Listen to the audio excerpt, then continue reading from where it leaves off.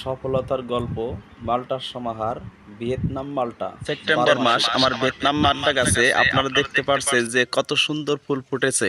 আবার অন্য একটি ডালে এই ফুলগুলো আবার কত সুন্দর ফলে পরিণত হইতেছে।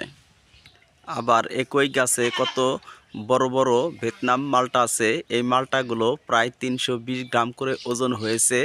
আমি শীত পর্যন্ত মাল্টাগুলো রেখে দিব, দেখব এই মাল্টা গাছে এই মাল্টাগুলো কালার আসে কিনা। এবং এই গাছে মোট 60টি মাল্টা ধরেছিল এবং গাছটির উচ্চতা প্রায় 5 ফিট।